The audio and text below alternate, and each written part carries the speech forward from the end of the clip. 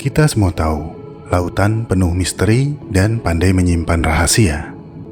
Belum banyak yang kita ketahui tentang apa yang hidup dan berkelana di bawah hamparan perairan. Tidak perlu menyelam hingga ke laut dalam. Banyak dari mereka yang berada di dalam jangkauan justru baru ditemukan dan dideskripsikan beberapa tahun belakangan berkat sebuah proyek bernama Census of Marine Life yang berjalan selama 10 tahun. Para ilmuwan pun mengakui manusia mengetahui lebih banyak tentang luar angkasa dibandingkan lautan. Jadi sesungguhnya bisa aja kita bilang kalau sebagian besar makhluk yang bersembunyi di bawah permukaan air kurang lebih sama dengan alien. Klaim ini disetujui oleh para peneliti dari Dalhousie University di Nova Scotia, Kanada, yang menyebutkan kalau 91% makhluk yang tersebar di seluruh lautan di dunia masih asing dan belum kita kenali. Dari sekitar 235.000 spesies yang telah dideskripsikan oleh para peneliti, banyak diantaranya telah beradaptasi dengan lingkungannya dengan berbagai macam cara, seperti kamuflase, fitur fisik yang ekstrim, bioluminesensi, hingga cara berkembang biak yang unik. Adaptasi ini pula yang menyebabkan wujud beberapa dari mereka menjadi sangat aneh, menjijikan, dan indah. Dalam video kali ini, kita akan kembali mengungkap misteri lautan. Kita akan membahas beberapa makhluk laut yang misterius dan tidak umum, yang beberapa dari kita mungkin belum ketahui.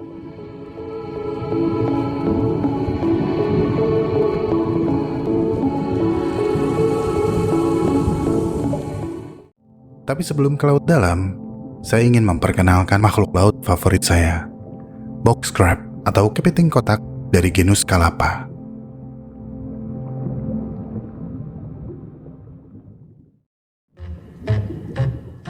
Box crab atau kepiting kotak mendapatkan namanya dari bentuk tubuhnya yang khas. Karapasnya yang bulat dan berbentuk kubah biasanya melebar ke samping dengan ekstensi seperti sayap yang menyembunyikan 4 pasang kakinya. Capitnya yang lebar dan pipih membentuk perisai, melindungi mulut atau permukaan depan kepiting dan melengkapi tampilan keseluruhannya menjadi kotak. Ini adalah kepiting favorit saya. Ada kepuasan tersendiri melihat desain tubuh kepiting kotak ini, seperti konsep Transformers Rise of the Beasts. Maksud saya, coba lihat ini. Keren banget kan?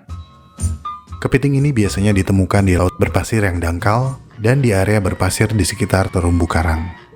Mereka menghabiskan sebagian besar waktunya terkubur di pasir dan hanya menampilkan struktur sensorik serta lubang pernapasan. Saat mencari makan, kepiting kotak berjalan bebas di dasar laut dengan kaki mereka yang runcing. Ukuran kepiting ini bervariasi tergantung spesies. Rata-rata selebar 4-15 cm. Spesies kepiting kotak terbesar adalah Calapa calapa, yang karapasnya halus, berwarna krem, lebarnya bisa mencapai 15 cm. Terlepas dari tubuhnya yang bulky, kepiting kotak merupakan penggali yang efisien dan mampu menggali pasir dengan cepat. Setelah mengubur diri, kedua capit akan mereka gabungkan di bagian depan tubuh dan aliran air yang masuk akan disaring melalui tepi bagian dalam capit yang berambut. Tonjolan di antara mata mereka membentuk 2 saluran yang seperti tabung, di mana air akan mengalir ke ruang insang di dalam karapas. Aliran keluar yang tersaring insang akan terlihat seperti pancuran air kecil di depan kepala. Selain membantu penggalian pasir, tubuh dengan armor atau cangkang tebal ini pastinya juga baik untuk pertahanan. Mata, antena, dan lubang pernapasan terletak di titik tertinggi di karapas, sehingga bagian tubuh lainnya, khususnya bagian yang lunak, tetap tersembunyi dari pemangsa. Warna mereka yang menyatu dengan lingkungan juga akan membantu kepiting menjadi sulit terlihat, kecuali ketika mereka bergerak. Capit yang gagah ini adalah alat khusus untuk mencemili sisa bangkai atau memangsa organisme yang lebih kecil. Kedua capit berukuran sama, tetapi dengan desain yang berbeda. Capit kanan dilengkapi dengan pengait yang menonjol dan kenop besar yang berfungsi seperti pembuka kaleng. Ketika memangsa keong, pengait ini akan dimasukkan ke dalam lubang cangkang keong. Dengan bantuan kenop, kepiting kotak akan membuka paksa operkulum keong, atau bahkan menghancurkan bagian depan cangkang keong hingga tubuh lunaknya terlihat. Sementara capit kiri difungsikan untuk menarik daging keong yang baru dihancurkan. Beberapa mangsa paling umum adalah siput, keong, dan krustasea. Mereka lebih aktif di malam hari, tapi terkadang juga terlihat pada siang hari. Salah satu aspek lain yang menarik adalah siklus hidupnya. Kepiting kotak memiliki kebiasaan yang unik ketika kawin. Beberapa dari kamu mungkin sering mendengar istilah kawin lari. Nah, kepiting kotak melakukan kawin lari secara harfiah. Ketika kepiting kotak jantan telah menemukan betina yang ideal, ia akan menangkapnya dengan capitnya dan membawanya berkeliling di dasar laut hingga sang betina siap molting atau berganti kulit. Pejantan melakukan ini karena setelah molting, tubuh krustasea sangat rapuh dan lunak. Dan saat inilah kepiting jantan akan mengawini betina yang baru saja menanggalkan bajunya, maksud saya pelindungnya. By the way, ketika menggali pasir di sekitar terumbu karang, kepiting kotak seringkali berhadapan dengan ikan yang teritorial ini. Ikan ini lumayan agresif dan akan mengusir makhluk apapun yang mendekati sarang mereka. Ini adalah jawfish atau ikan rahang dari famili Opistonathidae.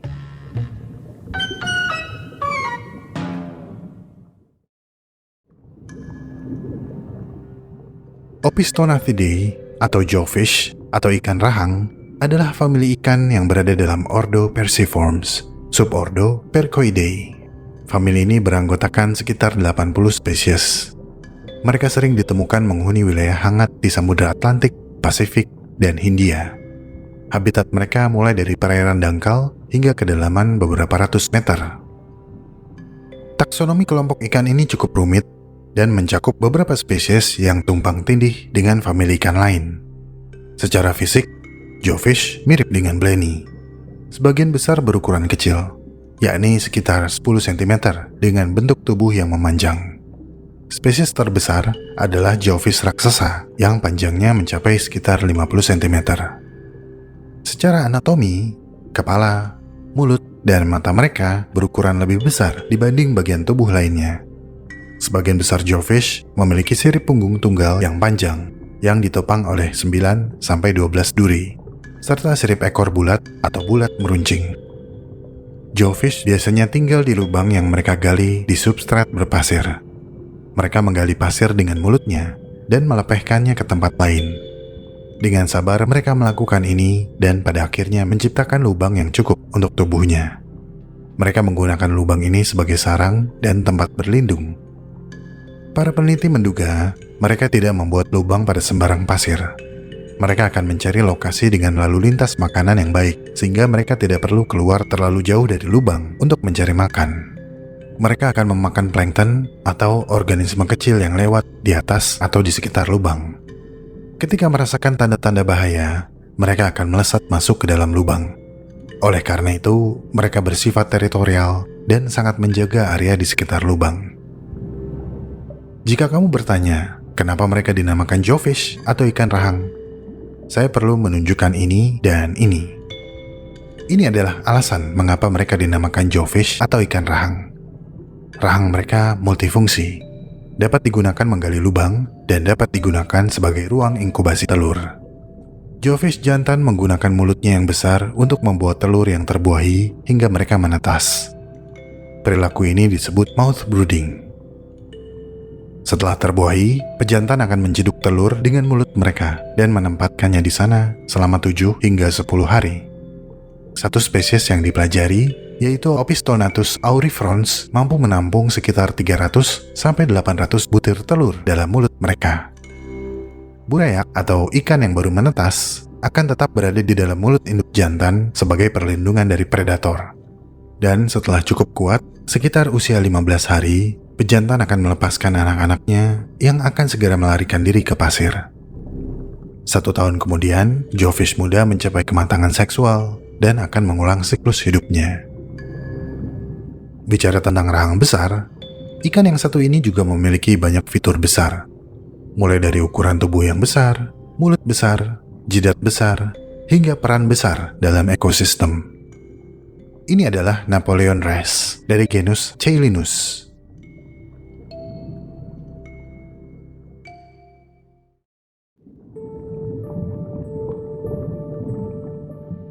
Dengan panjang lebih dari 2 meter, Napoleon wrasse adalah salah satu ikan karang terbesar yang ditemukan di perairan hangat di Samudra Hindia dan Pasifik. Menurut sebuah artikel di Census of Marine Life, warna biru kehijauan yang menghiasi wajah ikan besar ini menyerupai warna perang suku Maori di Selandia Baru. Dan hal ini menjadi latar nama alternatif mereka, yaitu Maori wrasse. Pola warna ini unik dan berbeda pada tiap individu, mirip seperti sidik jari kita. Napoleon wrasse, atau biasa juga disebut humphead wrasse, merupakan ikan karang berukuran sangat besar. Panjang tubuh maksimal dapat mencapai 2 meter, dengan berat hingga 190 kg. Ciri khas lain dari ikan Napoleon adalah dahi mereka yang menonjol, atau jenong, yang mirip dengan topi mantan Kaisar Prancis, Napoleon Bonaparte. Tonjolan dahi ini akan membesar seiring pertumbuhan mereka. Bukan dahinya aja yang membesar, rahang dan bibir juga akan membesar dan menebal, yang pada akhirnya menjadi ciri fisik khas dari ikan Napoleon yang memudahkan kita membedakan mereka dari ikan lain. Ciri lain yang juga tidak kalah pentingnya adalah sifat hermafrodit protogini mereka. Ikan Napoleon dapat mengubah jenis kelaminnya dari betina menjadi jantan. Napoleon fish ini termasuk ikan karnivora. Oleh karena itu, mereka senang berkeliaran di sekitar terumbu karang untuk memangsa ikan-ikan kecil, kepiting, dan udang. Ikan ini menjadi jenis ikan yang umum dikonsumsi di sejumlah negara Asia. Harga jualnya yang tinggi menyebabkan terjadinya eksploitasi besar-besaran terhadap ikan ini, hingga populasinya terus mengalami penurunan. Sekarang ikan ini dianggap terancam dan dilindungi oleh undang-undang di beberapa negara. Sejak tahun 1995, pemerintah Indonesia telah mengeluarkan surat keputusan yang melarang ekspor ikan Napoleon, serta menetapkan larangan penangkapan ikan ini untuk tujuan apapun, kecuali untuk penelitian dan pembudayaan. Itu pun harus dengan seizin Kementerian Pertanian. Tapi sayangnya, praktik penangkapan masih sangat luas, dan hukum yang ditegakkan masih sangat lemah. Sehingga kita masih sering melihat ikan ini beredar di pasar ikan. Anyway, jika ikan Napoleon bentuknya mirip topi mantan Kaisar Prancis, ikan selanjutnya mirip pancake. Ini adalah pancake batfish dari genus Haliotichthys.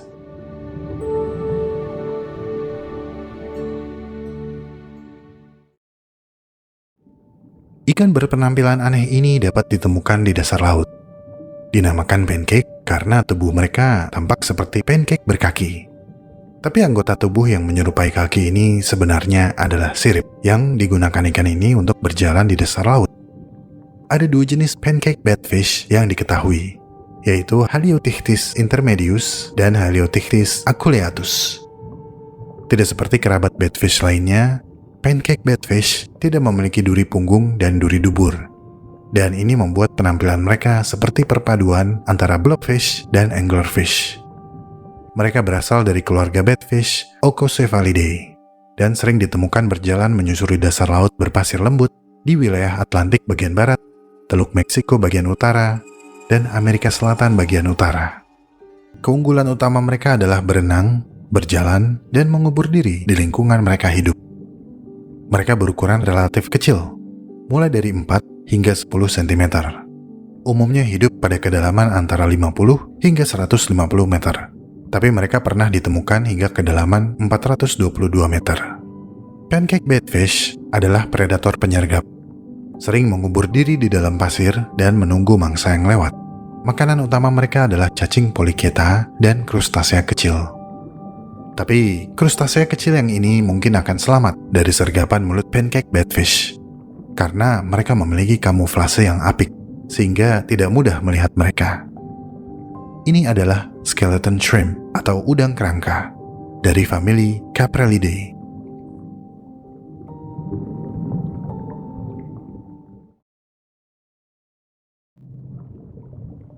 Kita harus fokus dengan baik untuk melihat udang kerangka yang kecil yang sering menempel pada bryozoa, hidroid, atau alga. Bentuk dan warna tubuh mereka sangat tersamarkan. Tubuh mereka panjang dan silindris dengan pewarnaan yang mirip dengan lingkungannya. Beberapa spesies transparan dan bahkan dapat mengubah warnanya untuk menyatu dengan lingkungannya. Mereka tidak begitu besar, hanya sekitar 1-4 cm panjangnya. Udang kerangka juga sering disebut mantis laut, karena seperti mantis atau belalang sembah, mereka memiliki 2 pasang kaki depan yang besar dan 3 pasang kaki di belakangnya. Kaki depannya membentuk semacam cakar yang kuat untuk berbagai macam kegunaan, mulai dari pertahanan, perawatan, hingga menangkap mangsa.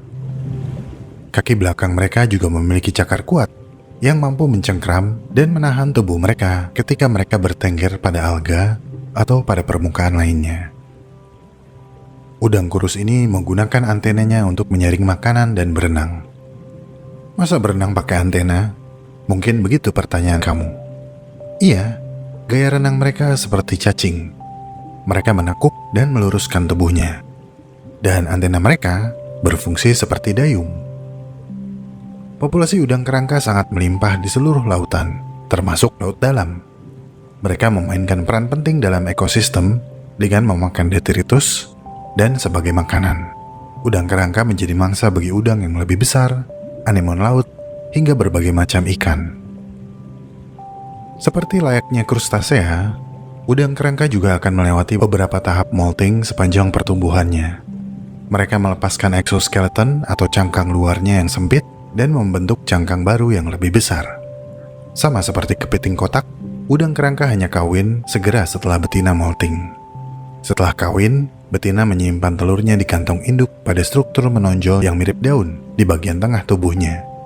Tapi tidak seperti kebanyakan krustasea, udang kerangka tidak melewati tahap larva. Ketika menetas, mereka langsung menjadi remaja dewasa. Fakta menarik lain dari udang kerangka adalah betina dari beberapa spesies berperilaku seperti belalang sembah betina. Mereka membunuh dan memakan pejantan setelah kawin. Kebanyakan udang kerangka ditemukan di area mesopelagis atau twilight zone atau zona senja pada kedalaman 200 hingga 1000 meter. Zona di mana cahaya matahari mulai meredup dan tidak mampu menembus lebih dalam. Di sini, wujud makhluk laut menjadi semakin aneh dan asing, seperti yang satu ini. Mereka adalah campuran dari keindahan dan kengerian. Ini adalah sea angel atau bidadari laut dari klat Gymnosomata.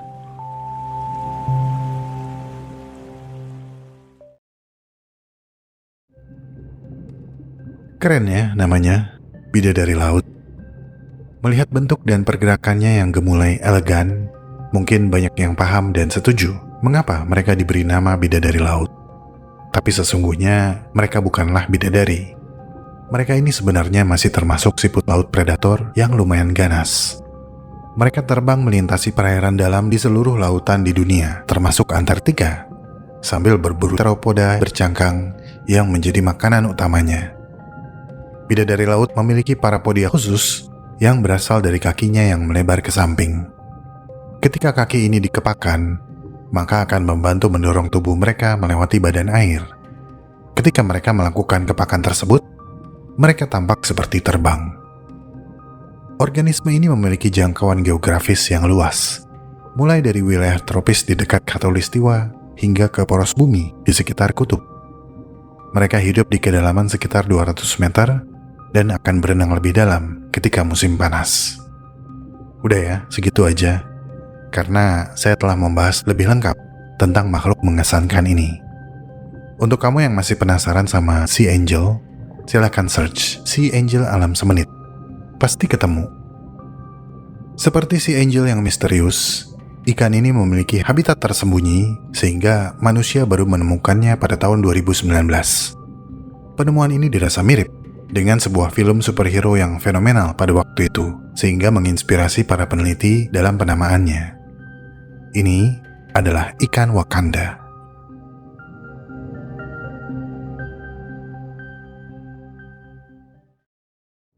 Marvel fanboy, khususnya Black Panther, mungkin sudah tahu kalau ada ikan yang baru ditemukan yang diberi nama dengan negara fiksi dalam film tersebut, Wakanda. Ikan ini dinamakan Wakanda karena habitatnya yang seperti Wakanda, rahasia dan terpisah dari spesies ikan lain. Kemudian, tubuh mereka dihiasi garis-garis ungu cerah yang secara cocok logi mirip dengan kostumnya Black Panther. Selain itu, Sisik mereka memiliki pigmentasi yang sangat dalam, sehingga jika ikan lain diawetkan, warnanya akan memudar. Warna tubuh ikan Wakanda yang ungu tua tetap berwarna sama selama proses pengawetan. Dan karena pigmentasi warna ungu yang kuat tersebut, sebutan lain dari ikan ini adalah Vibranium veritas, logam fiksi yang hanya terdapat di Wakanda dan dikelola oleh Black Panther. Ikan Wakanda hidup di kedalaman lebih dari 100 meter di antara terumbu karang di zona senja atau Twilight Zone, di mana lingkungan laut hampir gelap total. Mereka umumnya ditemukan di Samudra Hindia. Dan hanya itu informasi yang diketahui oleh para peneliti. Tidak mengherankan, karena ikan Wakanda baru ditemukan dan dilaporkan pada tahun 2019. Dan para peneliti harus mengamati dan mempelajari selama bertahun-tahun untuk mengenal lebih dalam tentang biologi makhluk kecil ini. Alasan utamanya adalah karena mereka hidup di wilayah batas menyelam. Butuh peralatan dan tim khusus untuk menangkap ikan ini agar bisa diamati dan dipelajari. Hingga saat ini, tidak ada jurnal terbaru yang menjelaskan lebih detail tentang ikan Wakanda. Misterius, itu adalah kata kunci di zona Twilight. Begitu banyak organisme yang terlihat seperti alien, asing, dan tidak pernah kita lihat sebelumnya.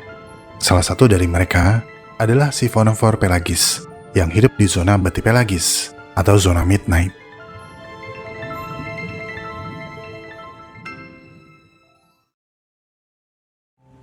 Marus ortokana adalah salah satu dari beberapa Siphonophore laut dalam yang memiliki nama umum yang sama, Siphonophore pelagis. Mereka berada dalam filum yang sama dengan koral, ubur-ubur, dan anemon, yaitu Cnidaria. Namun, lebih berkerabat dengan Siphonophore lain yang pernah kita bahas, yaitu Portugis manowar. Siphonophore yang sering disebut ubur-ubur, yang terkenal dengan pelampung biru dan tentakelnya yang panjang dan penuh sengat. Tapi, Portugis manowar lebih suka terapung di permukaan laut. Sementara, Marus ortokana adalah organisme laut dalam. Mereka sering ditemui pada kedalaman antara 200 meter hingga 1000 meter di perairan dingin di seluruh samudera. Beberapa ROV bahkan pernah melihat spesies ini pada kedalaman lebih dari 2000 meter. Seperti semua Siphonophore, organisme yang terlihat tunggal ini adalah superorganisme yang sesungguhnya tersusun dari organisme yang lebih kecil, yang disebut zooid.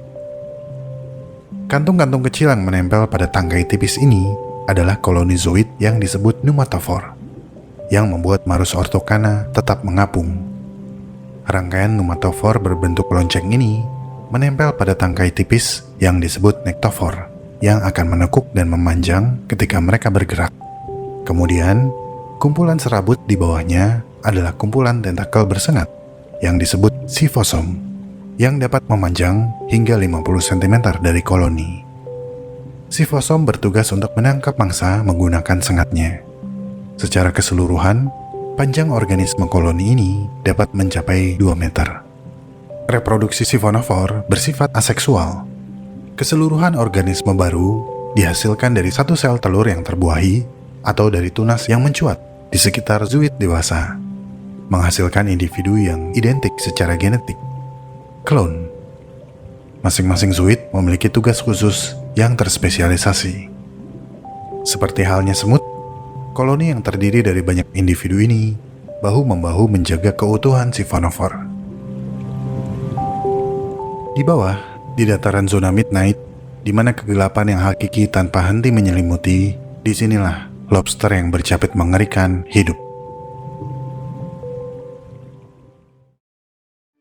Namanya memang demikian, Terrible Claw Lobster, yang jika diterjemahkan menjadi lobster bercapit mengerikan. Nama ilmiah lobster ini, Dinochelus ausubeli, juga mengandung arti yang sama.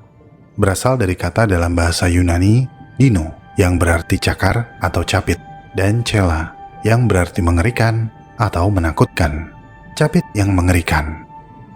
Dalam komunitas sains, lobster ini dinamakan lobster capit ausubel, atau lobster ausubel aja.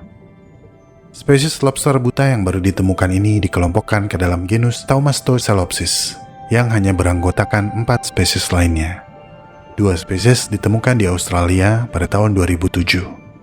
Kemudian, pada tahun 2010, Dinochelus osobeli ditemukan.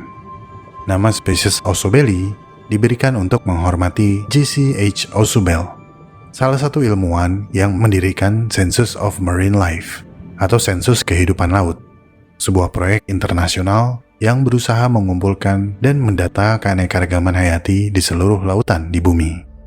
Proyek ini memakan waktu 10 tahun dan telah mempertemukan 2.700 ilmuwan dari 80 negara dalam 540 ekspedisi dalam upaya untuk mendapatkan pemahaman yang lebih baik tentang beragam kehidupan laut di seluruh dunia. Pada tahun 2010, proyek ini berakhir, membawa hasil penemuan lebih dari 6.000 spesies baru, dan salah satu di antaranya adalah lobster yang cantik tapi aneh ini. Lobster ini ditemukan pada kedalaman lebih dari 250 meter di dataran berpasir di dekat Luzon, pulau terbesar di Filipina. Krustasea laut dalam yang berwarna cerah ini memang terlihat sangat menakutkan berkat capitnya yang besar dan mengerikan. Tapi sesungguhnya, tanpa capit, ukuran tubuh mereka hanya sepanjang 31 mm. Mereka juga buta, tapi dalam pengamatan, lobster ini benar-benar tahu bagaimana cara menggunakan capit yang sangat panjang dan bergerigi rapat tersebut. Capit perkasa milik lobster Ausubel mungkin terlihat sebagai capit yang paling berbeda dari lobster manapun. Tapi hingga saat ini, kita masih belum tahu pasti apa kegunaan capit yang panjang dan mengerikan ini. Dugaannya mungkin mereka adalah alat kawin, bertujuan sebagai display untuk mendapatkan cinta. Atau mungkin sebagai alat pertahanan, untuk mengusir predator atau mengusir saingan. Atau mungkin ada hubungannya dengan pengaturan suhu tubuh. Apapun fungsi capit yang mengerikan ini, kita harus merasa beruntung mengetahui makhluk yang luar biasa ini masih hidup di sekitar kita. Begitu pula dengan spesies hiu yang sering disebut sebagai fosil hidup ini. Ini adalah frilled shark.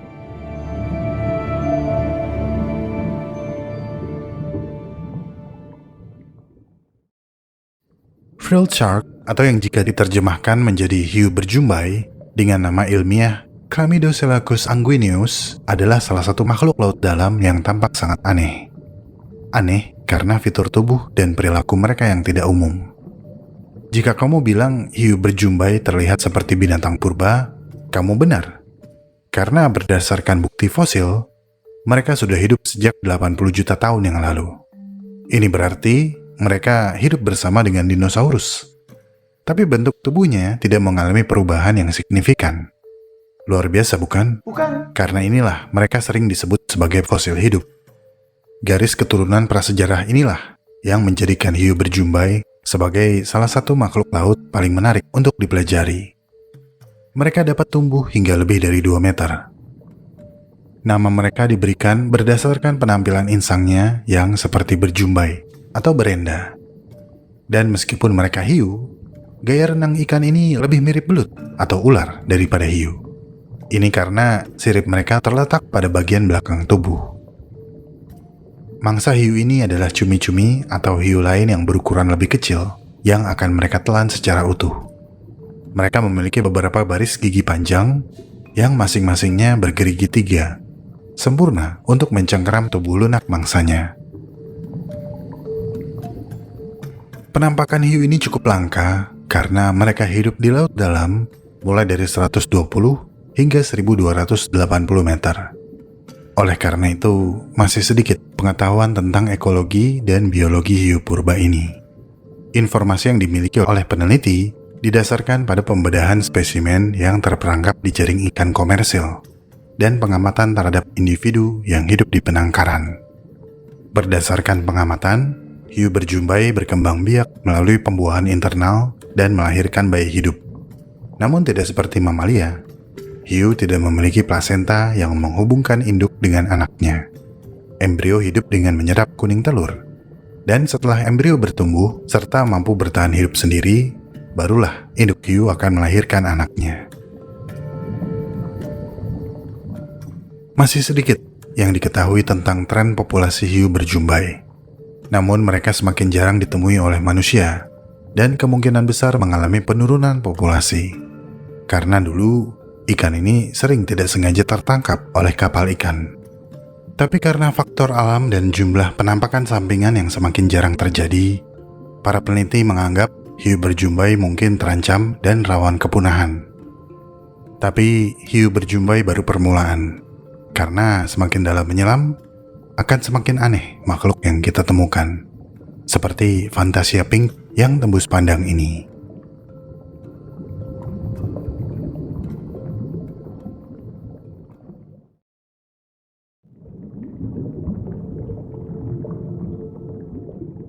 Pink See-Through Fantasia, yang jika diterjemahkan menjadi Fantasia pink yang tembus pandang. Namanya membuat makhluk ini terdengar seperti lingerie, jenis pakaian dalam yang seksi. Ada benarnya juga sih, karena tubuh mereka tembus pandang, sehingga kita bisa melihat dalamannya. Maksud saya organ dalam tubuhnya, ya kan? Tapi sesungguhnya, Fantasia tembus pandang berwarna merah muda atau pink ini adalah sea cucumber, alias timun laut, alias teripang. Mereka ditemukan pada kedalaman sekitar 2.400 meter di Laut Sulawesi di timur Kalimantan pada tahun 2007. Mereka adalah spesies teripang yang berenang dengan menggunakan selaput yang mirip jari yang terletak di bagian bawah tubuh mereka. Melihat bentuk tubuh mereka yang asing melayang di air akan membuat siapa saja terkesima.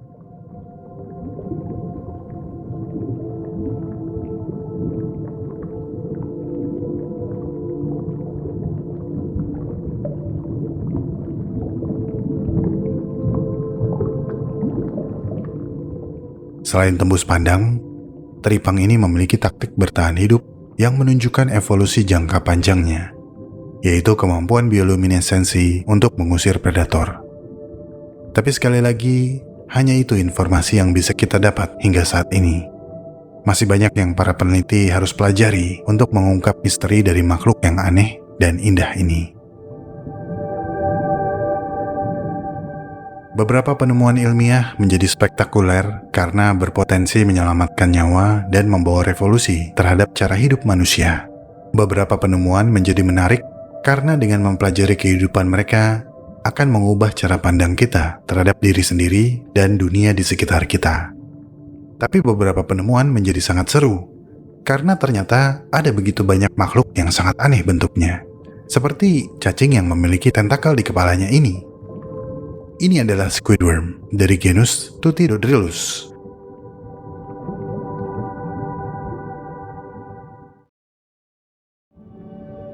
Cacing ini membuat penelitian ilmiah menjadi sangat seru karena mereka terlihat seperti binatang fusion atau gabungan, setengah cumi, setengah cacing.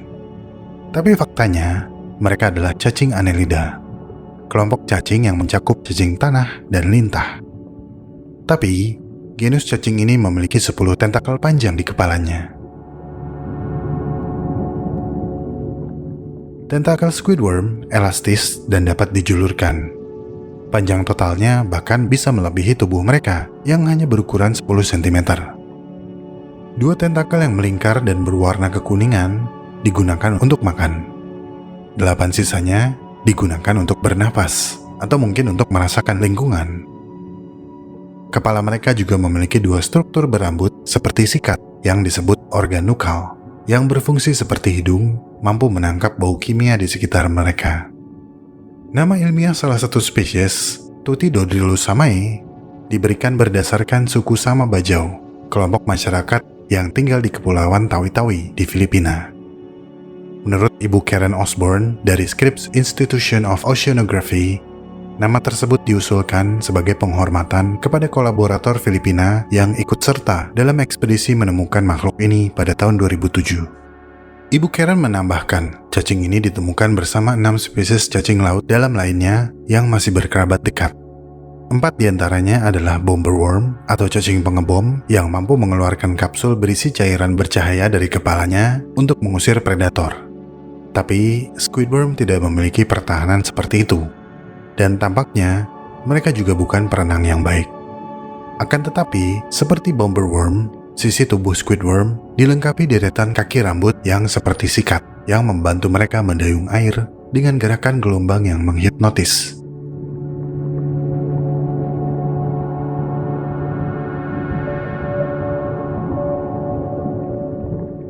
Dan berbeda dengan bomberworm yang gesit, squidworm lebih santai. Ini memberikan informasi kepada para peneliti kalau squidworm bukanlah predator. Mereka makan dengan menyaring partikel makanan yang tenggelam ke dasar laut yang dikenal dengan sebutan marine snow. Selama 7 kali penyelaman, Ibu Karen dan tim telah menemukan 17 cacing unik ini dengan ukuran yang berbeda. Berarti cacing ini sebenarnya cukup umum dan banyak. Fakta ini menunjukkan kalau banyak hal yang belum kita ketahui tentang penghuni laut dalam di planet yang kita tinggali. Squidworm hidup di salah satu lapisan paling kaya nutrisi, tapi juga yang paling misterius di laut dalam, yaitu zona demersal, tepat di atas dasar laut. Ini adalah habitat terbesar di bumi, dan surga bagi kehidupan lain yang belum ditemukan, atau mungkin karena mereka menolak untuk ditemukan. Seperti big fin squid atau cumi sirip besar yang fenomenal.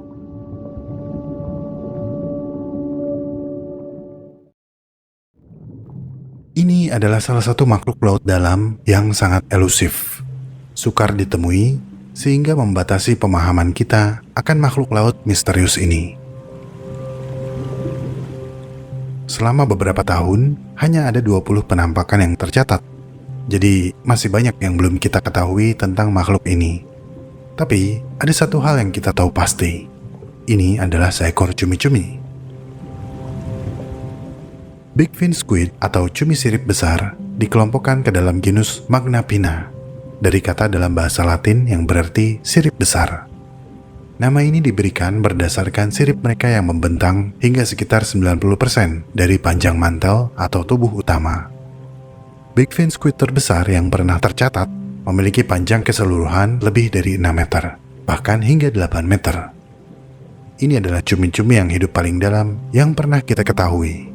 Mereka dapat hidup pada kedalaman lebih dari 6.000 meter. Mereka langsung dapat dikenali dari siripnya yang besar dan tentakelnya yang panjang dan tipis. Seperti cumi-cumi pada umumnya, big fin squid juga memiliki 8 lengan dan 2 tentakel. Tapi kita tidak dapat membedakan mana yang tentakel dan mana yang lengan. Lengan dan tentakel mereka menggantung dari siku, membuat mereka terlihat seperti laba-laba berkaki 10. Para peneliti berspekulasi kalau mereka menggunakan lengan dan tentakelnya sebagai jaring, seperti jaring laba-laba, untuk menangkap mangsa saat mereka berenang. Para peneliti juga menduga kalau siku yang tidak umum pada lengan dan tentakel mereka adalah untuk mencegah kekusutan. Big fin squid dideskripsikan secara resmi pada tahun 1980-an. Ini berarti mereka relatif baru dalam daftar sains. Spesimen pertama ditangkap pada awal tahun 1900-an. Namun ternyata tubuh mereka mudah rusak, sehingga para ilmuwan kesusahan untuk menelitinya. Tapi setelah beberapa waktu, pada akhirnya spesimen tersebut dinyatakan bukanlah big fin squid, melainkan jenis cephalopoda yang lain yang disebut whiplash squid atau cumi cambuk. Hingga beberapa dekade kemudian, 5 spesimen akhirnya berhasil dikumpulkan dari Samudra Atlantik dan Pasifik, sehingga para peneliti dapat menelusuri hubungan antara spesimen baru dengan spesimen lama. Menariknya, semua spesimen yang didapatkan masih berusia muda. Dan berkat kemajuan teknologi, khususnya setelah penemuan ROV atau Remotely Operated Vehicle, para peneliti sekarang dapat dengan mudah mengamati big fin squid, baik yang remaja maupun dewasa, dalam keadaan hidup berenang di habitatnya. Keberhasilan ROV dalam mengamati laut dalam dengan aman menyajikan manusia dengan visual yang belum pernah terlihat sebelumnya, membantu kita menemukan banyak makhluk yang belum pernah terlihat versi hidupnya. Salah satunya adalah gulper eel atau pelikan eel yang tidak pernah terpikirkan ini.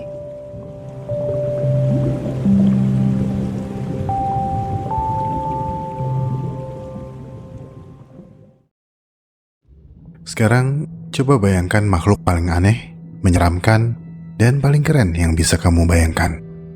Kemungkinan besar, lautan sudah memiliki makhluk yang kamu bayangkan, dan kemungkinan besar mereka hidup di laut dalam.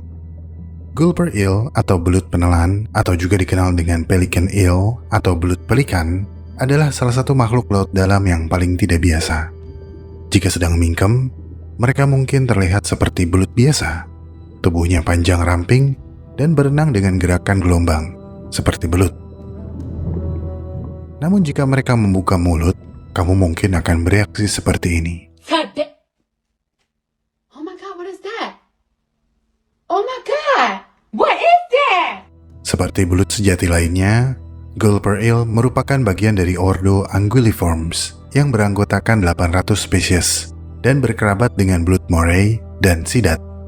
Tubuh mereka berwarna hitam dengan panjang yang dapat mencapai sekitar 69 hingga 90 cm.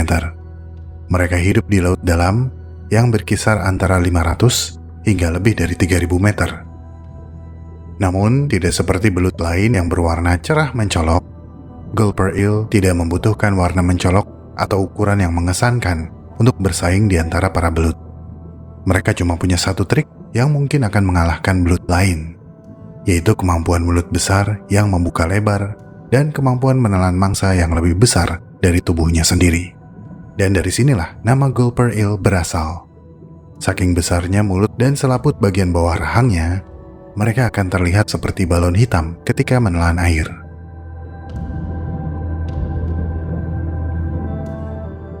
Tapi, mengapa Gulper eel memiliki adaptasi yang tidak biasa ini? Untuk menjawab pertanyaan ini, kita harus ingat nama lain mereka, yaitu pelican eel atau belut pelikan. Seperti burung pelikan, mulut besar dan selaput elastis di bawah rahangnya memungkinkan mereka menelan utuh mangsanya. Makanan utama belut rakus ini adalah krustasea, ikan, dan cephalopoda. Tapi beberapa peneliti percaya kalau mulut mereka yang lebar bukan karena mereka rakus. Pencernaan mereka bisa dibilang cukup lambat dibanding kebanyakan belut. Alasan utama dibalik kemampuan menelan mereka adalah karena keterbatasan makanan di zona mereka hidup, sehingga mereka harus bisa memakan apapun ketika datang kesempatan, termasuk ikan yang lebih besar.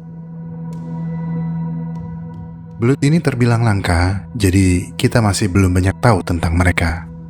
Namun mereka ditemukan di seluruh dunia dan dianggap tidak memprihatinkan oleh IUCN. Tapi sekali lagi, dengan peningkatan perilaku manusia yang menyebabkan keadaan laut yang semakin rusak, risiko kepunahan tetap ada. Makhluk laut dalam lain yang mungkin hidup di dekat Gulper eel adalah makhluk ini. Mereka terlihat seperti alien buncit yang sedang duduk di jaring laba-laba. Mereka terlihat seperti ini karena mereka sebenarnya sedang berenang terbalik. Dan jika dibalik, terlihatlah kepala mereka yang besar. Jika kamu pikir mereka adalah laba-laba, kamu salah. Ini adalah Isopoda monopsis, yang termasuk dalam ordo Isopoda, yang juga berarti mereka berkerabat dengan kutu kayu atau pillbug, yang juga dikenal sebagai roly-poly.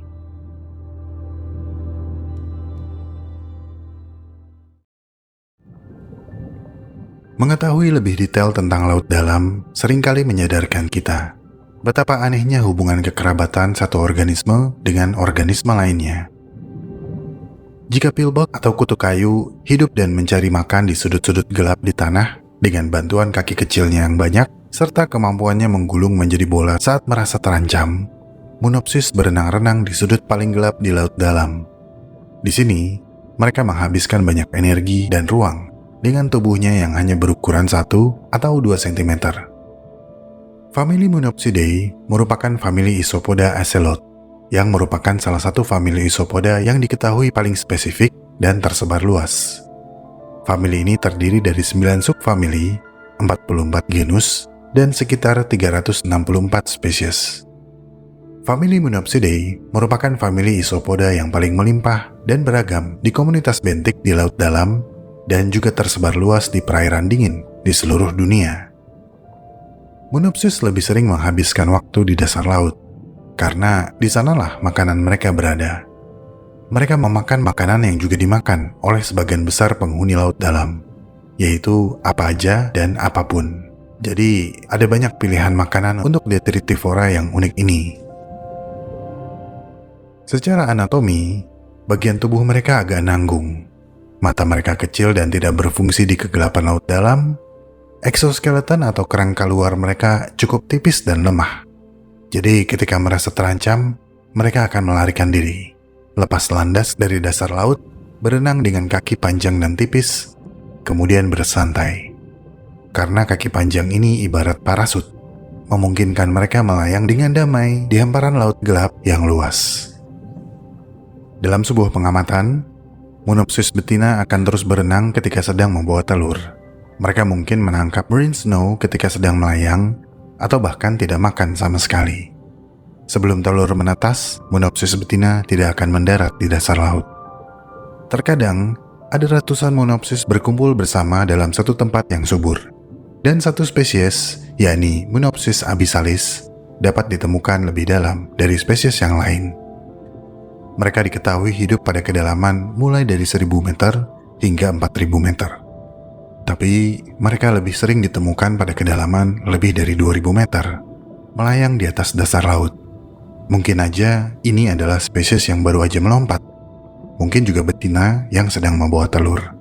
Atau mungkin mereka sedang menghindari area ventilasi hidrotermal yang panas, di mana hanya sedikit makhluk yang bisa bertahan hidup di sana. Salah satunya adalah ini, Armored Snail, keong laut yang mirip dengan keong mas yang mampu hidup di area yang paling panas di laut dalam.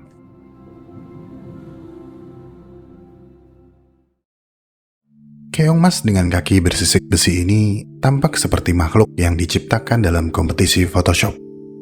Namun mereka beneran ada, hidup makmur di beberapa tempat terpencil di Samudra Hindia. Dan karena sisik besi mereka, beberapa peneliti memanggil mereka terenggiling laut atau volcano snail. Habitat keong ini sangat ekstrim. Mereka hidup ribuan meter dari permukaan laut, merayap di gundukan ventilasi hidrotermal yang penuh bahan kimia beracun dan dapat mencapai suhu lebih dari 300 derajat Celcius. Gaya hidup keong ini diliputi oleh bakteri yang tumbuh di dalam kantong khusus di tenggorokan mereka. Bakteri ini berperan mengubah bahan kimia yang keluar dari ventilasi hidrotermal menjadi energi, yang pada gilirannya akan menyediakan makanan bagi mereka. Agar bakteri mendapat asupan yang baik, tubuh keong mengembangkan insang yang sangat besar untuk menyerap oksigen terlarut dan bahan kimia lain dari air laut, yang akan disalurkan melalui aliran darah dan jantung yang sangat besar. Jika keong adalah manusia, maka jantung mereka sebesar kepala kita.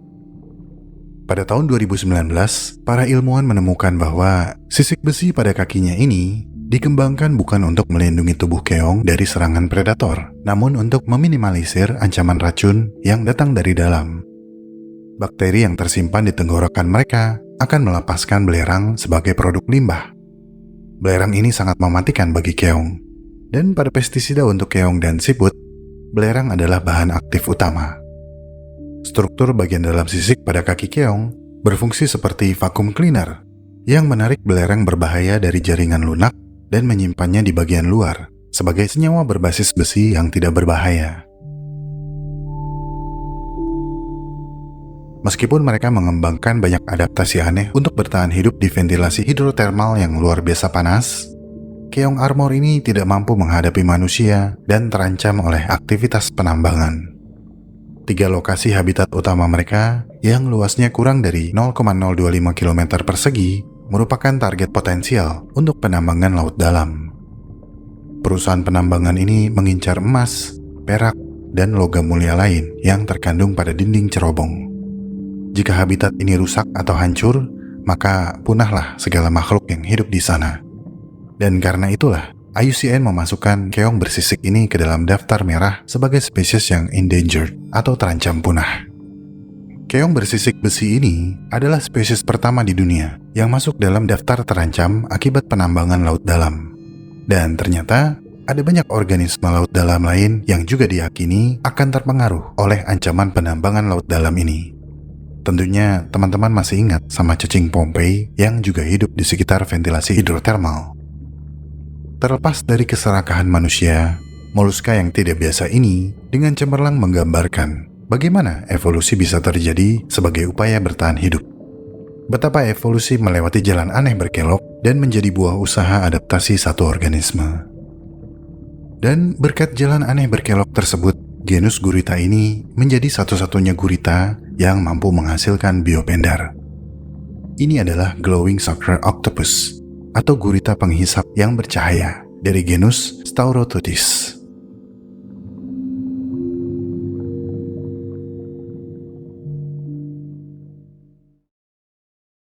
Staurotutis cirtensis alias glowing sucker octopus alias gurita penghisap yang bercahaya adalah gurita kecil yang berukuran 5 hingga 10 cm.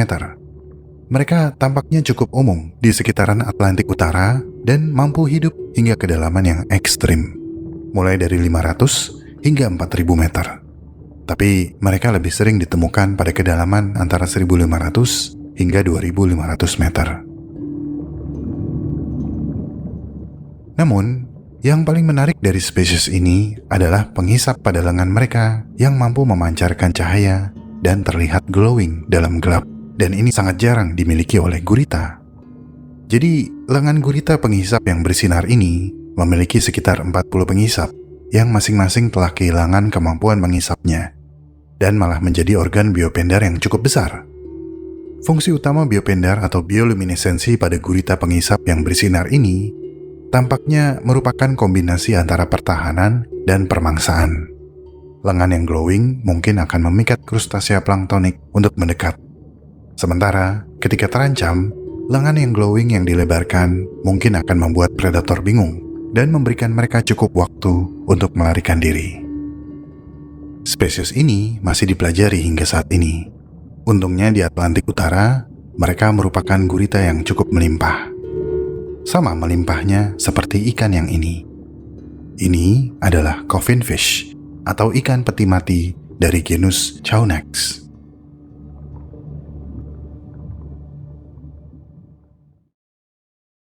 Coffin fish atau ikan peti mati juga dikenal sebagai sea frog atau kodok laut. Mereka juga terlihat mirip dengan frogfish atau ikan katak karena memang masih berkerabat. Namun coffin fish ini agak beda. Mereka memiliki ciri dan fitur tubuh yang mirip frogfish, tapi juga memiliki ciri dan fitur tubuh yang mirip pufferfish atau ikan buntal. Kebanyakan anggota genus Chaunex ditemukan di ketiga samudra di dunia. Mereka adalah ikan bentik atau hidup di dasar laut pada kedalaman antara 90 hingga 2000 meter.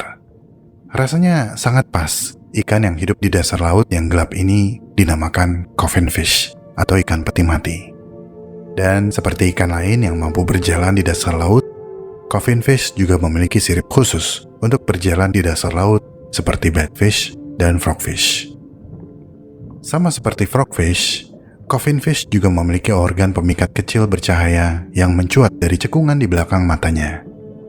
Pemikat ini juga mirip seperti kerabatnya yang lain, yaitu anglerfish. Coffin fish menggunakan organ glowing ini untuk memikat mangsa. Selain organ pemikat, ikan ini juga memiliki insang yang sangat besar, sehingga mereka dapat meningkatkan volume tubuhnya hingga 30% dengan menghirup banyak air. Mereka dapat tetap berada dalam keadaan kembung hingga selama 4 menit. Perilaku ini mirip seperti pufferfish, yang juga mahir menggembungkan tubuh ketika merasa terancam. Namun, beberapa peneliti menyarankan kalau perilaku menelan air dan menahannya selama 4 menit ini bukanlah untuk pertahanan diri, melainkan sebagai cara untuk menghemat energi di laut dalam, di mana makanan sangat sulit ditemukan. Dugaan-dugaan tersebut semakin menguatkan kalau memang belum banyak yang kita ketahui tentang kehidupan para makhluk di laut dalam. Karena jauh dari jangkauan, kita hanya bisa menduga melalui pandangan. Bicara tentang pandangan, makhluk selanjutnya akan menyita pandangan kamu sekalian dengan warna merah cerahnya yang mengagumkan.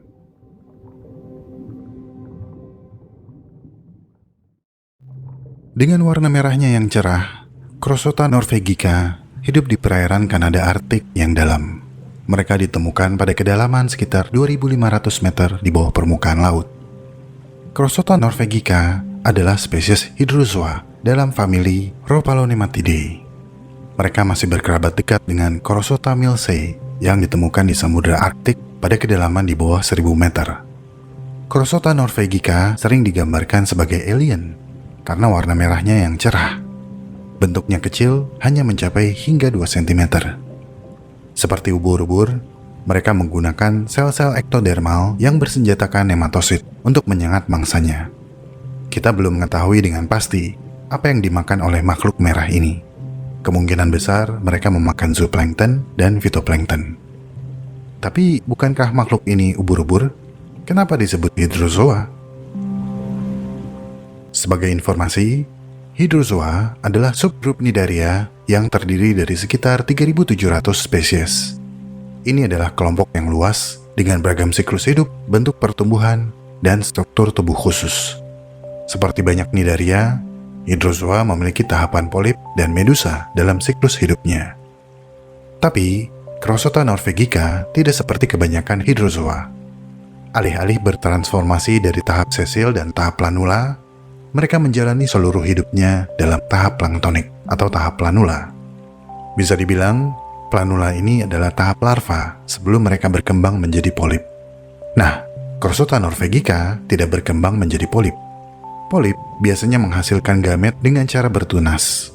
Polip adalah tahap Cnidaria yang tidak bergerak dan menetap di satu lokasi. Umumnya, mereka akan bereproduksi secara seksual setelah berada pada tahap medusa. Medusa adalah Cnidaria yang berenang bebas. Sayangnya, hanya itu yang baru kita ketahui tentang ubur-ubur merah yang misterius ini. Pengamatan terakhir yang mendeskripsikan spesies ini dilakukan pada tahun 2018. Semoga akan ada informasi terbaru yang dapat menjelaskan lebih detail tentang si merah ini. Gimana? Sudah berapa spesies yang kita bahas? Banyak ya? Apakah sudah mengantuk? Kalau kamu sudah tidur atau baru mau tidur, selamat tidur. Semoga aktivitas esok lebih baik. Bangun tidur dalam keadaan sehat dan bisa menjalankan aktivitas dengan maksimal. Jangan lupa bilang kepada bantalnya, "Tal bantal, saya mau tidur nyenyak." Kalau saya sudah nyenyak, bangunkan saya di saat tubuh saya sudah enak. Tapi kalau kamu belum tidur dan masih mau lanjut, ayo kita lanjut. Kepiting Yeti yang memiliki capit dan kaki berambut ini terlihat sangat tidak biasa, sehingga ketika ditemukan di kedalaman 1.500 meter di sekitaran ventilasi hidrotermal, para peneliti tidak hanya menciptakan genus baru, yaitu Kiwa, tapi juga famili baru, yaitu Kiwaidae. Kedua nama ini terinspirasi oleh nama dewa dalam mitologi Polinesia, Kiwa, penjaga lautan beserta penghuninya yang mempesona. Namun nama Yeti diberikan berdasarkan penampilannya yang berambut kasar yang menyerupai monster salju legendaris, Yeti. Ada 5 spesies yang telah diketahui yang tersebar di 4 lokasi laut yang berbeda. Masing-masing spesies memiliki sedikit perbedaan, tapi mereka sama-sama memiliki rambut pada capit dan kakinya. Rata-rata panjang kepiting Yeti adalah sekitar 15 cm. Kedalaman dan suhu air juga merupakan faktor yang berkontribusi terhadap perbedaan antar spesies. Karena semuanya adalah penghuni laut dalam yang sebagian besar gelap dan sangat dingin, air hangat yang berasal dari ventilasi hidrotermal menciptakan sebuah habitat unik yang menjadi rumah bagi kepiting berambut ini. Di sini, belerang hidrokarbon yang beracun dapat membunuh sebagian besar makhluk hidup dan mengurangi kadar oksigen terlarut. Makhluk hidup yang bukan warga lokal akan sulit bernapas, apalagi mencari makanan. Tapi hebatnya, kepiting Yeti mampu menghasilkan makanannya sendiri dengan membudidayakan bakteri yang hidup di sekitar ventilasi hidrotermal, yang tumbuh dan menikmati belerang yang terperangkap di atas rambutnya. Dan untuk mendorong pertumbuhan, kepiting Yeti sering terlihat melambaikan tangannya ke depan dan ke belakang di sekitar ventilasi hidrotermal. Setelah cukup subur, kepiting ini akan memanen dan memakan bakteri yang berkembang biak di atas capitnya. Selain itu, mereka juga memiliki adaptasi yang sangat penting, yaitu ruang insang yang sangat besar, sehingga meningkatkan efektivitas pernapasan. Besarnya ukuran ruang insang kepiting Yeti bisa kita lihat dari pola alur khusus pada karapasnya. Semakin aneh? Iya, semakin dalam semakin aneh. Tapi tunggu dulu. Ini masih belum seberapa dibanding Goblin Shark atau hiu goblin yang punya mulut ajaib.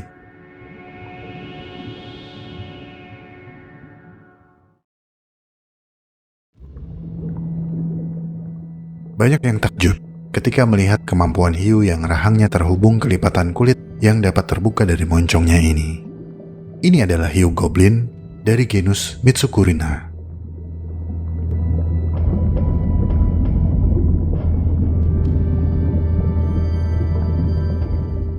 Mereka adalah salah satu spesies ikan yang biasanya hidup di dasar laut di sepanjang landas kontinen atau tepian benua. Tubuhnya berwarna merah muda dan dapat tumbuh hingga sepanjang lebih dari 3 meter, dengan berat hingga 200 kg.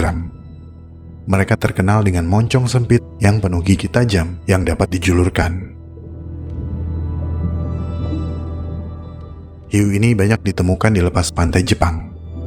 Alhasil, nama mereka diberikan berdasarkan kemiripannya dengan makhluk mitos goblin atau tengu yang muncul dalam cerita rakyat Jepang. Para peneliti belum mengetahui banyak tentang perilaku hiu yang jarang terlihat ini. Namun mereka menduga kalau hiu goblin sama seperti kebanyakan spesies hiu lainnya, yaitu ikan yang soliter.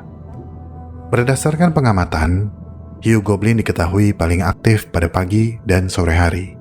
Dan berdasarkan anatomi, kemungkinan besar mereka adalah hiu yang lamban, sehingga sering kesulitan mengejar makanan. Dan untuk mengatasi kekurangan ini, hiu goblin mengembangkan rahang khusus yang dapat dipanjangkan untuk menambah jangkauan ekstra.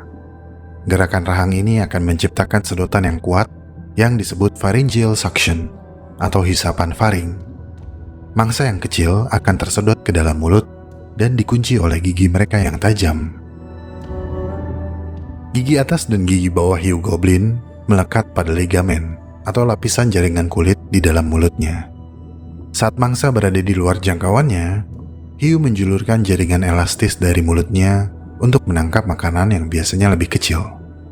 Hal ini mereka lakukan supaya penggunaan energi lebih efektif. Karena rahang yang terjulur ini tidak memiliki otot dan kekuatan yang sama jika dibandingkan rahang hiu pada umumnya. Sehingga menelan utuh mangsa yang lebih kecil lebih baik daripada serakah dan berburu mangsa besar yang tidak bisa ia kunyah. Ketika rahang mereka dalam posisi normal dan tersembunyi di dalam mulut, rostrum atau moncong panjang khas hiu goblin adalah ciri fisik yang paling mencolok. Rostrum ini dilengkapi dengan organ sensor khusus yang membantu hiu menemukan mangsa dalam kondisi cahaya redup atau tanpa cahaya sama sekali. Di dalam kegelapan, hiu goblin dapat dengan mudah merasakan pancaran listrik yang diciptakan oleh gerakan otot ikan lain. Dan seperti banyak makhluk laut dalam lainnya, apa yang kita ketahui tentang hiu goblin sebagian besar berasal dari segelintir spesimen mati dan rekaman video yang sangat sedikit. Artinya, informasi tentang ekologi serta perilaku mereka masih sangat kurang. Kita nggak tahu mereka pergi kemana, dengan siapa, dan semalam berbuat apa. Ini kasus yang sama seperti pada ikan yang selalu difitnah sebagai ikan yang terjelek di dunia, blobfish. Padahal wujud hidupnya fine-fine aja, lumayan keren malah. Tapi karena mereka seringkali difoto dalam keadaan mati, mereka terlanjur terkenal sebagai ikan buruk rupa. Tapi jika blobfish mati terlanjur dicap sebagai ikan yang paling jelek di dunia, apakah ada makhluk laut yang masih hidup yang sama buruk rupanya seperti blobfish mati? Tergantung persepsi dan standar spesifik, ada ikan lain yang mungkin bisa bersaing dengan blobfish untuk mendapatkan predikat makhluk paling jelek di laut. Untuk mengenal mereka, kita harus naik ke perairan dangkal, di mana kelompok ikan yang berwajah buruk ini hidup, mengubur diri di pasir. Bukan karena sadar dan malu kalau mereka jelek, tapi untuk menunggu mangsa. Ini adalah stargazer.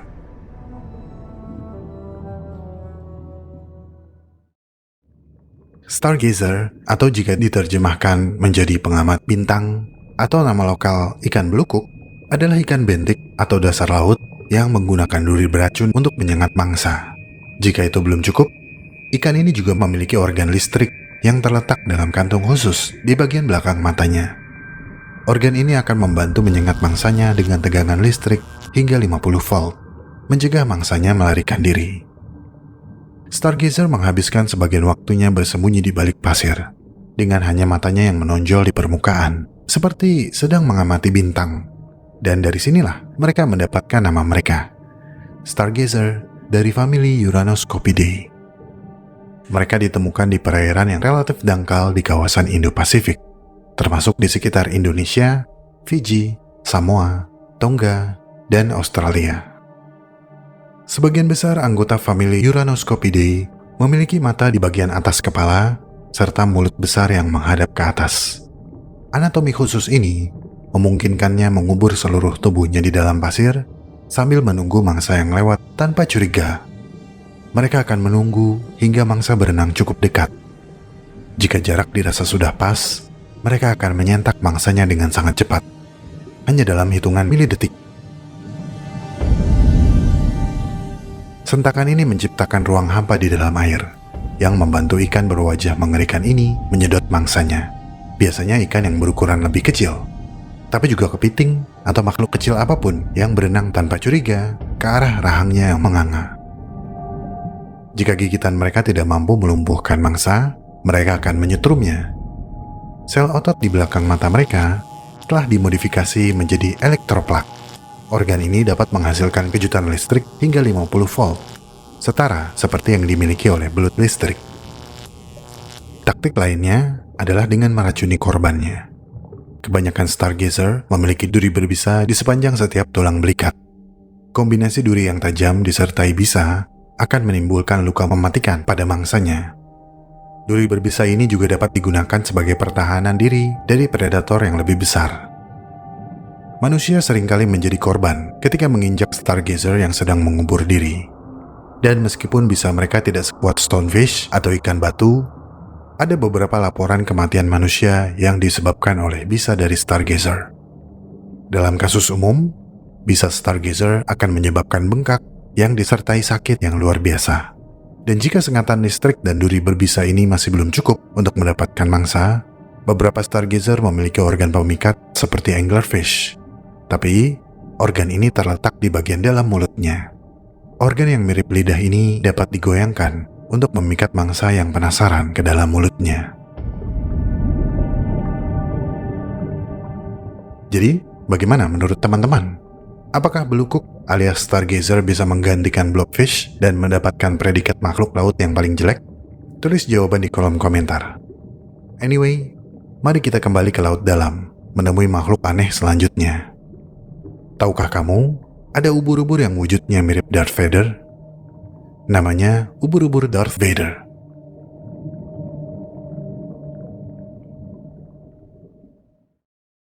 Ekspedisi di Samudra Arktik banyak mengungkap spesies baru. Salah satunya adalah Bathychorus buyoni yang aneh. Mereka ubur-ubur, tapi hanya memiliki 4 tentakel.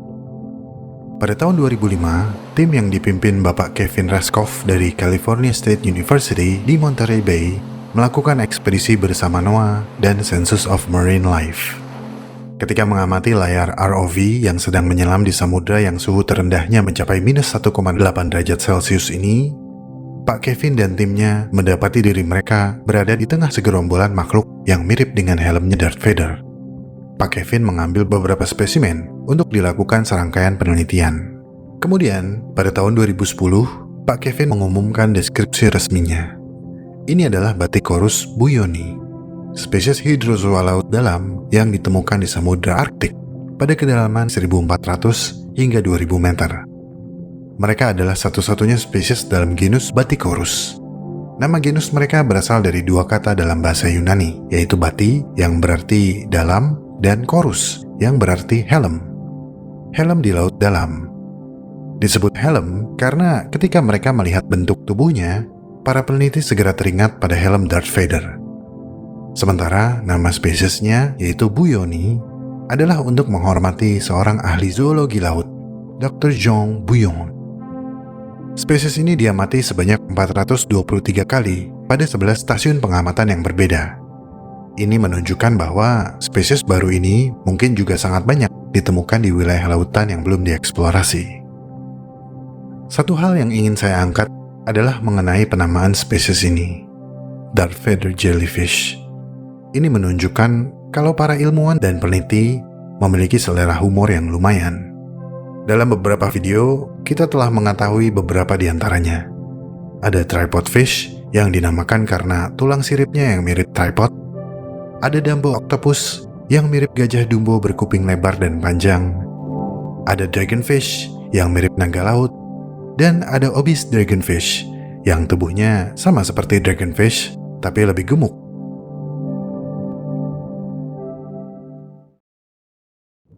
Ketika mendengar namanya, yang gampang ke-trigger pasti langsung sensi. Masa gitu namanya? Kok body shaming? Tapi begitulah mereka dinamakan. Dragonfish yang gemuk ini juga tidak akan tersinggung dengan namanya. Faktanya, ikan yang panjangnya mencapai 55 cm ini merupakan salah satu spesies terbesar dalam famili Stomidae. Penghuni laut dalam ini memiliki tubuh hitam mulus yang tanpa sisik. Mulut yang lebar berisi gigi tajam, sungut dagu yang panjang, dan serangkaian fotofor penghasil cahaya di sepanjang tubuh dan di belakang soket mata. Habitat utama mereka adalah perairan di sekitar Australia, tapi mereka juga dapat ditemukan di Samudra Atlantik, Hindia, dan Pasifik pada kedalaman 5.000 meter. Kebanyakan dragonfish adalah soliter dan hidup dalam kegelapan abadi di habitatnya. Namun beberapa spesies akan melakukan migrasi vertikal. Mereka sering diamati berenang naik pada malam hari untuk mencari mangsa yang akan mereka sergap secara tiba-tiba. Biopender atau bioluminesensi adalah aspek kunci dalam komunikasi antar spesies. Namun sebagian besar interaksi visual ini masih belum begitu diketahui, karena sangat jarang kesempatan menemukan dua individu dalam jarak yang berdekatan. Tapi nampaknya, fungsi utama organ biopender ini adalah sebagai pemikat untuk menarik calon mangsa. Akan tetapi, memiliki tubuh yang mampu menyala di kegelapan akan membuat mereka terdeteksi dengan sangat mudah. Makhluk laut dalam yang lain yang berukuran lebih besar akan segera tertarik oleh pendaran dan memangsa mereka. Dan seperti banyak aspek pada laut dalam, reproduksi, siklus hidup, dan beberapa detail lain dari obese dragonfish masih diselimuti misteri. Tapi untungnya, kita bisa dengan mudah mengamati jenis keong lain yang tahan akan panasnya lingkungan ventilasi hidrotermal dan mampu bertahan hidup dengan bersimbiosis dengan bakteri. Ini adalah keong dari genus Alphiniconcha.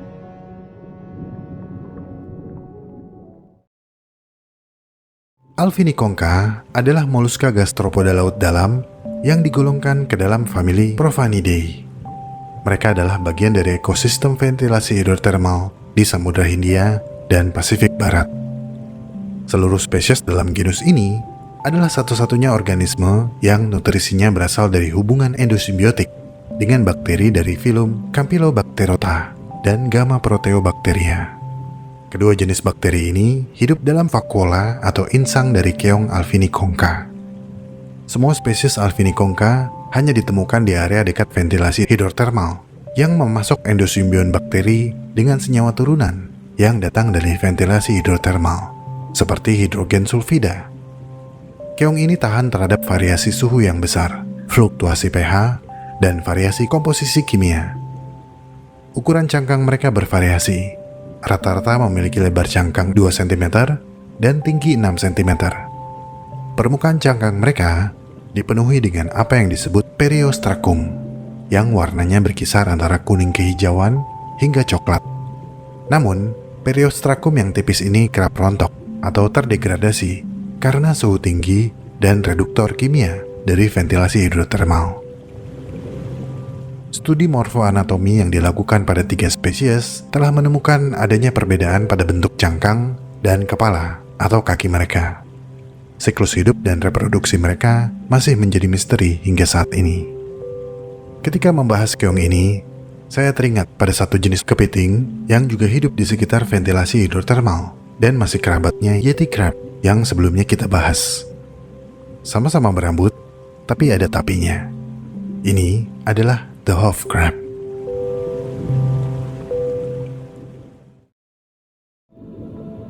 The Hoff crab atau kepiting Hoff yang memiliki nama ilmiah Kiwa tyleri adalah spesies dalam keluarga Kiwaidae yang hidup di laut dalam di sekitar ventilasi hidrotermal di Samudra Antartika. Berbeda dengan kerabatnya yaitu Kiwa hirsuta alias Yeti crab yang terkenal memiliki sete atau rambut yang rimbun pada capitnya yang panjang, kepiting Hoff memiliki capit yang lebih pendek. sete atau rambut yang seharusnya tumbuh di sekitar capit menghilang.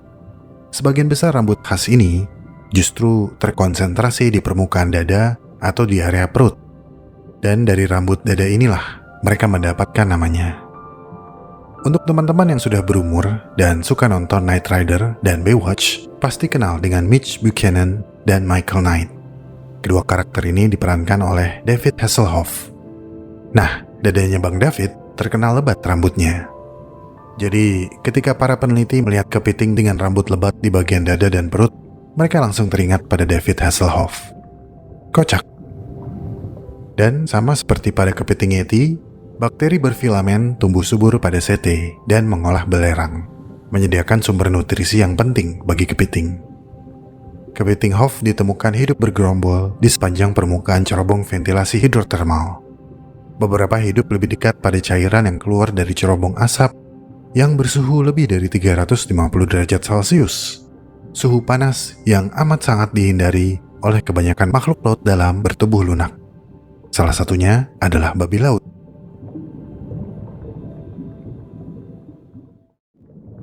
Babi laut atau Scotoplanes adalah genus teripang laut dalam famili Elpididae.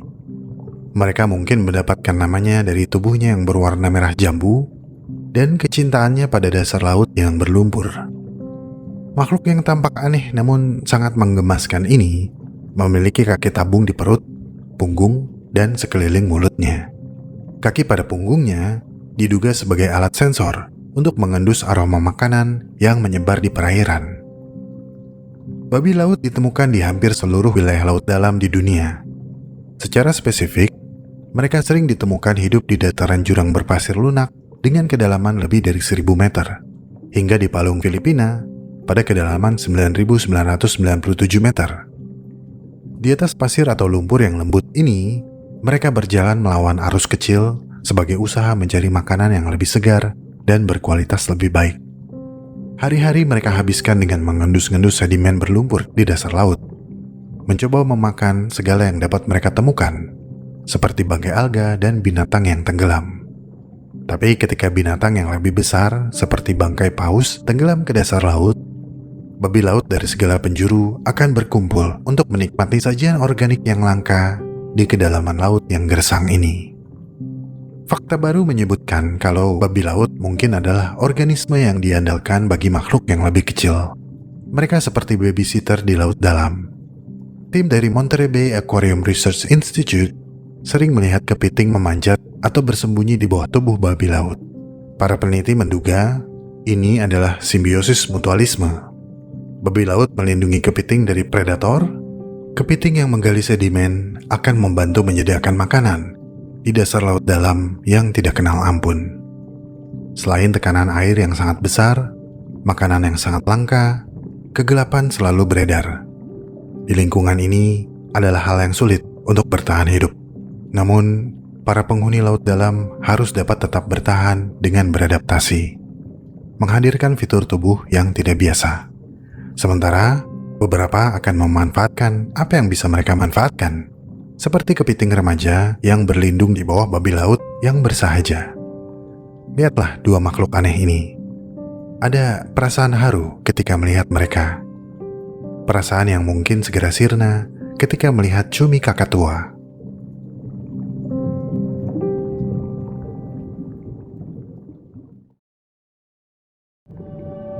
Mungkin kalau kita memasukkan AI prompt rambut Snooki dan mata Wall-E, hasilnya adalah gambar ini. Meskipun terlihat aneh, ini adalah cockatoo squid atau cumi-cumi kakatua. Cumi-cumi laut dalam yang sangat tidak biasa sehingga tampak seperti render 3D. Inilah yang membuat kebanyakan dari kita suka dengan makhluk laut dalam. Mereka terkesan random, tapi setelah kita memahami, persepsi kita akan berubah. Taunius borealis adalah cephalopoda laut dalam yang umum ditemukan di Samudra Pasifik Utara, dengan panjang maksimal 50 cm. Tubuh transparannya dengan jelas memperlihatkan kelenjar pencernaan yang berbentuk cerutu. Kromatofor yang terdapat pada mantelnya mampu berubah warna, memancarkan warna kemerahan untuk membantu cumi-cumi aneh ini berbaur dengan lingkungannya. Adaptasi uniknya adalah matanya yang besar yang menghadap ke depan. Tapi mata ini mampu mereka gerakkan ke samping untuk melihat sekeliling mereka. Dan jika kita perhatikan, cumi-cumi ini berenang dengan tentakelnya yang menjulur di atas kepalanya. Seperti gaya rambut pompadour yang identik dengan Snooki, bintang reality show Jersey Shore yang sangat terkenal 15 tahun yang lalu. Tren rambut yang sepertinya sudah ketinggalan zaman, tapi cukup dimaklumi karena memang sulit untuk mengikuti perkembangan tren kalau kamu tinggal di dasar laut. Mereka dijumpai di lautan Pasifik Utara pada kedalaman lebih dari 1000 meter. Habitat umum mereka adalah zona mesopelagis atau zona senja. Namun, mereka akan menyelam lebih dalam untuk kawin dan bertelur. Mereka biasanya memakan udang, ikan kecil, serta cumi-cumi spesies lain. Dan mereka akan dimakan paus, hiu, dan cumi-cumi spesies lain. Sayangnya, masih sedikit yang kita ketahui tentang cumi-cumi eksentrik ini. Tapi seperti cumi-cumi kaca yang lain, mereka bersifat gonokoris. Jantan dan betina terpisah. Jantan biasanya akan segera mati setelah kawin. Embrio akan menetas sebagai organisme planktonik dan akan melayang di badan air selama beberapa waktu sebelum mereka turun ke dasar laut dan tumbuh menjadi lebih besar. Seiring pertumbuhannya, kromatofor mereka akan menghasilkan warna kemerahan, mulai dari ungu transparan, merah muda transparan, hingga merah tua transparan. Dan bicara tentang transparansi, ada satu makhluk laut dalam yang cukup banyak di-request oleh viewer Alam Semenit. Seekor ikan laut dalam berkepala transparan yang bernama Barrel Eye.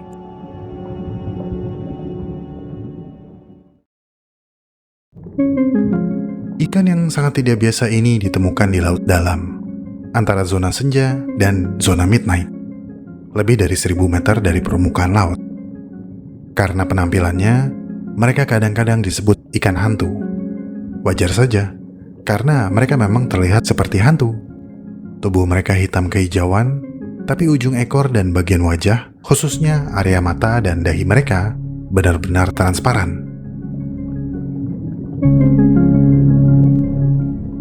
Ikan yang berukuran 15 cm ini pertama kali ditemukan pada tahun 1939 oleh ahli biologi laut Wilbert McLeod Chapman. Namun, baru pada tahun 2009, para peneliti di Monterey Bay Aquarium Research Institute menemukan beberapa fakta mengejutkan tentang si mata gentong ini.